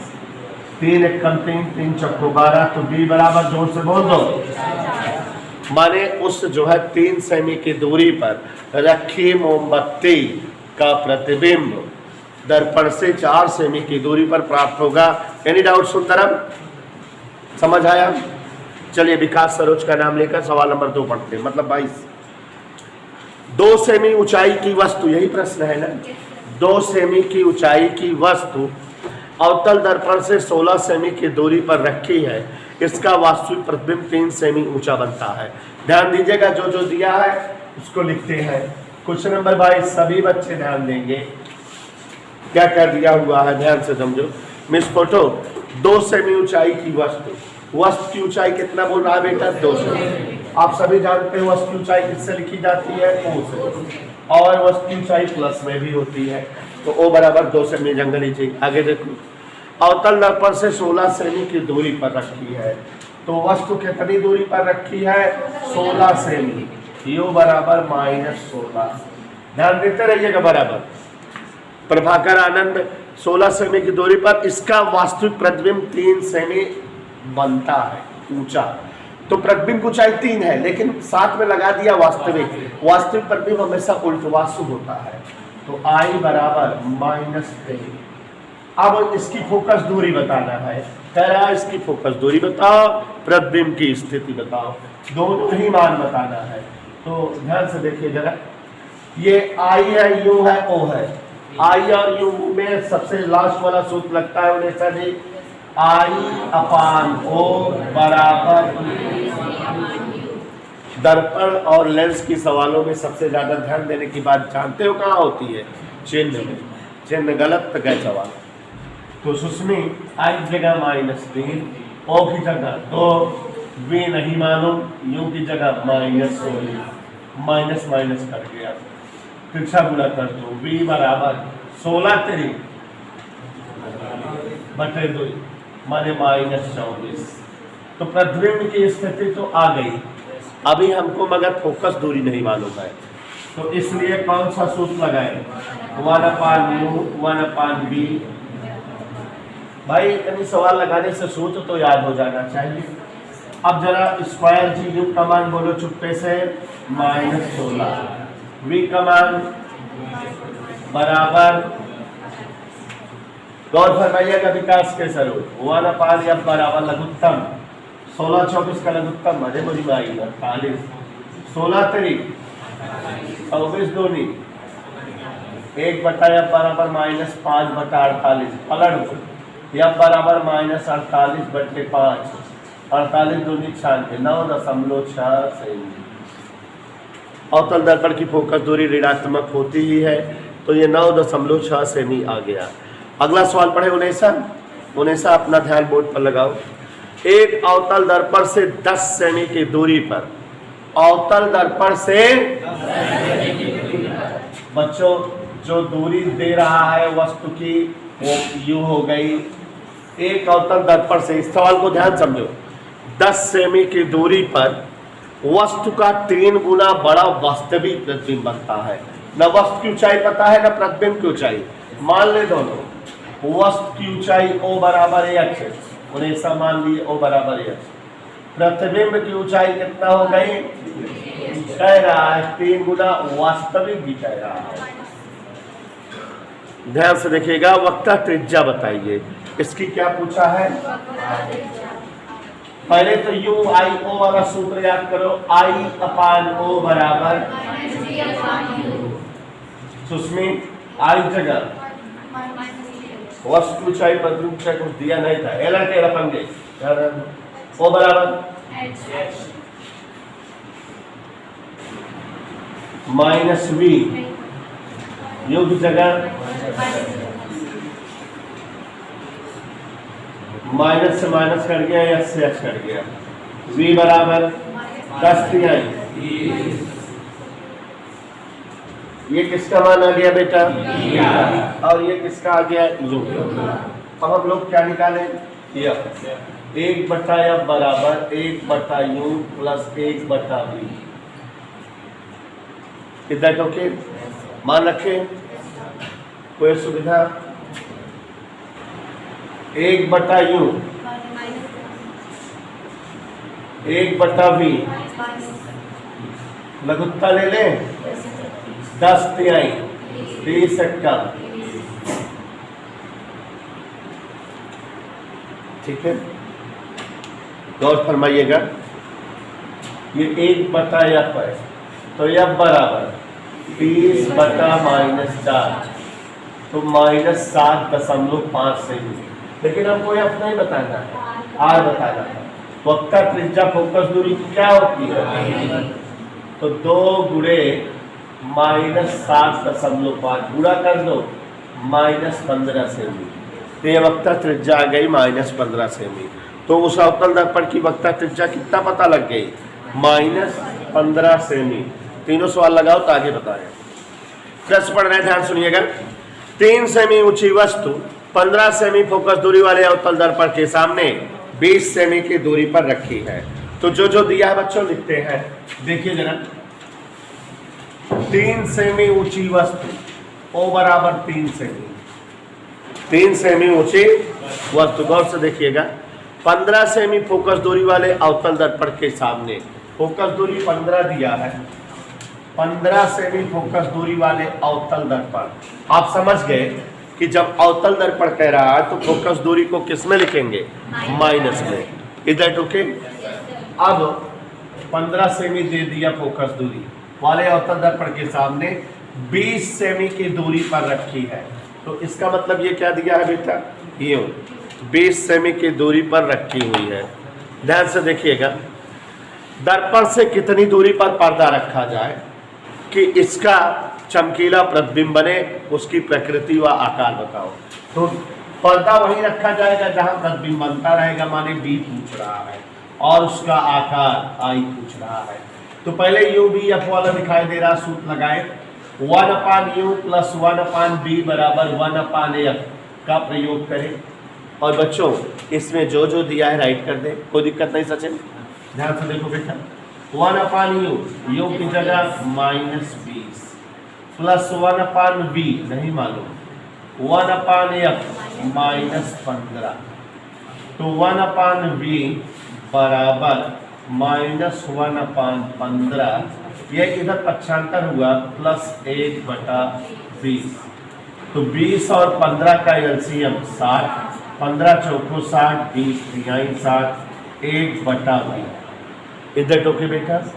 तो 1/b बराबर 4 में 3 दे 1, पलट दो तो b बराबर, मतलब कितनी दूरी पर पर्दा रखना पड़ेगा, 60 सेमी दूरी पर पर्दा रखो कि प्रतिबिंब प्राप्त हो। और अभी सुमित पाल आई भी पूछ रहा प्रतिबिंब की ऊंचाई, तो देखो बेटा सुमित, प्रतिबिंब की ऊंचाई I/O बराबर -V/u, यही सूत्र प्रयोग करें, समझते जाओ जिससे समझ में। सारी सवालें एक जैसी हैं, तो इन्हीं सूत्र का प्रयोग होता है हर सवाल में, और अगर चिन्ह का सही जो है आप प्रयोग करो तो सवाल आ जाती है। तो देखो जरा, आई नहीं मालूम, ओ 3 सेमी, माइनस वी की जगह -60 और यू की जगह, तो देखो I/3, ऋण से ऋण ये कट गया लेकिन ये वाला बचा रह गया, 20 तिहाई 60, तिरछा गुणा कर दो, I बराबर -9, मतलब 9 सेमी उल्टा प्रतिबिंब। माइनस का मतलब क्या हुआ, हाँ देखो जरा सवाल नंबर 25, ध्यान दीजिएगा स्वाति। बढ़ रहे हैं, एक गाड़ी में, यही वाला प्रश्न है बेटा, एक गाड़ी में पीछे का क्षेत्र, जो गाड़ियां होती है बगल में उत्तल दर्पण लगा रहता है, पीछे वाली जो है चीजें दिखती हैं, पीछे का क्षेत्र देखने के लिए 2 मीटर वक्ता त्रिज्या का उत्तल दर्पण लगा हुआ है। उत्तल दर्पण की वक्ता त्रिज्या प्लस में होती है, r बराबर 2 मीटर। कह रहा है दर्पण से एक बस 6 मीटर की दूरी पर है, मानिए वस्तु दूरी है 6 मीटर, इधर क्लियर। तो बस के प्रतिबिंब की स्थिति, प्रकृति व आकार बताइए। तो ध्यान दीजिएगा, सब कुछ बता रहे हैं हमेशा, क्योंकि अब बराबर क्या होता है, r/2, तो 2/2 माने 1 मीटर, इसलिए 1/u प्लस 1/v बराबर 1/f का प्रयोग करें बच्चों। मान रख दे, विकास के सरोज u -6, v f नहीं पता है 1, इसको उधर पक्षांतर कर दो, तो 1/b बराबर 1/1 प्लस 1/, लघुत्तम ले लो, 6 कम 6 और 1, 1/v, तो v बराबर 6/7 मीटर, माने 6/7 मीटर की दूरी पर प्रतिबिंब बनेगा। प्रतिबिंब की स्थिति हो गई है 6/7 मीटर। अभी कह रहा है प्रतिबिंब का आकार बताओ, एक आंसर आ गया, आकार I/O बराबर -V/v, I/O बराबर -v की जगह, u की जगह माइनस 6 से 6, I/O बराबर, I बराबर 1/7 गुणे O, माने वस्तु का 1/7 गुना बनेगा। कितना गुना बेटा, वस्तु की ऊंचाई का 1/7 गुना ऊंचा प्रतिबिंब बनेगा, माने बहुत छोटा हो जाएगा। 1/7, जैसे 14 सेमी ऊंची वस्तु रहेगी तो 2 सेमी ऊंचाई का प्रतिबिंब बनेगा, 14/7 वस्तु की ऊंचाई का 1/7 गुना प्रतिबिंब बनेगा। समझ आया बेटा, इज दैट ओके? कहीं कोई प्रॉब्लम लगाओ तो फिर। क्वेश्चन नंबर 26 पढ़ रहे हैं। 6 सेमी ऊंचाई की एक वस्तु एफ फोकस दूरी के अवतल दर्पण की मुख्य अक्ष पर 4F की दूरी पर रखी है। बहुत ही बढ़िया सवाल है, एनसीईआरटी सवाल है और आप देखो किस तरह टेक्निकल होती है। 6 सेमी ऊंचाई की वस्तु, देखो ऊंचाई वस्तु की दिया है ओ 6 सेमी, एफ फोकस दूरी के अवतल दर्पण की मुख्य अक्ष पर 4F की दूरी पर रखी है। वस्तु की दूरी 4F दे रहा है और वस्तु दूरी हमेशा क्या होती है, माइनस। स्मितदान फोकस दूरी अब कह रहा है, अवतल दर्पण है तो माइनस सब लिखेंगे कि नहीं? यही सब टेक्निकल बातें हैं। भले जो है एनसीईआरटी सवाल हैं, थोड़ा सा माइंड लगाओगे तभी आएगी। या बराबर आप नहीं लिखोगे बल्कि क्या लिखोगे, जो, क्योंकि फोकस दूरी माइनस में होती है, चिन्ह में गड़बड़ी नहीं होनी चाहिए। अब प्रतिबिंब की ऊंचाई O पूछ रहा है, तो बच्चों पहले U और F का प्रयोग करो। 1/U प्लस 1/V बराबर 1/, देखो थोड़ा टेक्निकल है, आप लोग चिन्ह नहीं लिखते तो गलत हो जाती है। 1/U की जगह -4F, 1/V बराबर 1/F, इसको उधर पक्षांतर कर दो। 1/V बराबर -1/F प्लस 1/4F। सवाल समझ लीजिए तब छापिए अच्छे से। आगे यहाँ देखो जरा, 4F और F का एलसीएम 4F, गौर से देखिए। F से 4F कट गया 4, 4F एक कम 4F, 1/V, तो 1/V बराबर -3/4F। पलट दे बच्चों, V बराबर -4F/3, किसका मान आ गया? अब हम जो है I/O वाला सूत्र लगाए, I/O बराबर, तो अब यहां पर देखो जरा, I/O, O वस्तु की ऊंचाई 6, V -4F/3, U I/6 minus minus cut गया, 4F कट गया, I बराबर 6/3, 3 दूनी, तो माइनस आ रहा है, जिसका मतलब उल्टा प्रतिबिंब, 2 सेमी उल्टा प्रतिबिंब बनेगा। ध्यान से देखिए, समझिए, टेक्निकल था ना, यही चिन्हों का जो है जरूरत, ध्यान से देखो नहीं गलत आ जाता, बाकी सवाल में तो कुछ था ही नहीं। अगला पढ़े, एफ फोकस दूरी वाले, यही प्रश्न है बेटा, एफ फोकस दूरी वाले उत्तल दर्पण से एफ दूरी पर स्थित वस्तु के प्रतिबिंब की स्थिति बताओ। ये सवाल 2018 में आई थी, जो अब पढ़ रहे हैं। देखो जरा, एफ फोकस दूरी वाले उत्तल दर्पण से, एफ फोकस दूरी वाले उत्तल दर्पण की फोकस दूरी हमेशा एफ प्लस में होती है। हमेशा यहाँ टेक्निकलिटी देखो, से एफ दूरी पर स्थित वस्तु की दूरी भी एफ है, लेकिन यहाँ माइनस नहीं देते क्योंकि यू का मान हमेशा ऋणात्मक होता है। तो प्रतिबिंब की स्थिति बताओ, वी बताना है। अब 1/U प्लस 1/V बराबर 1/F। आगे बढ़े, 1/U की जगह प्लस, यहाँ देखो चिन्हों का समागम देखना सुस्मी, 1/V बराबर, ये उधर ढकेलो, 1/F plus 1/F, photo 1/V बराबर 2/F, तो V बराबर माने फोकस दूरी की आधी दूरी पर प्रतिबिंब प्राप्त होगा। कोई डाउट? फोकस दूरी के आधी दूरी पर प्रतिबिंब बनेगा, कहीं कोई असुविधा बेटा? तो F/2 दूरी पर वस्तु का जो है प्रतिबिंब बनेगा। अगला और लास्ट क्वेश्चन, कल से नया चैप्टर पढ़ाएंगे, ध्यान दीजिएगा, नया लेसन। एक उत्तल दर्पण की फोकस दूरी 20 सेमी है, यही सवाल है? Yes sir. हाँ देखिए, लास्ट प्रश्न है, एक उत्तल दर्पण की फोकस दूरी 20 सेमी। उत्तल दर्पण कहा है, इसलिए F प्लस में लिख दिए। उत्तल दर्पण की फोकस दूरी 20 सेमी है। एक वस्तु दर्पण के सामने ध्रुव से 20 सेमी की दूरी पर, दर्पण के सामने ध्रुव से 20 सेमी दूरी पर रखी जाती है। ठीक है उदय सर? प्रतिबिंब की स्थिति बताओ, यही सवाल हो गई ये वाली। जान लो अपने आप, या बटा 2 माने 10 आएगा। और ऐसा देखो 1/u प्लस 1/v बराबर 1/a। तो 1/v बराबर 1 का कोई दिक्कत,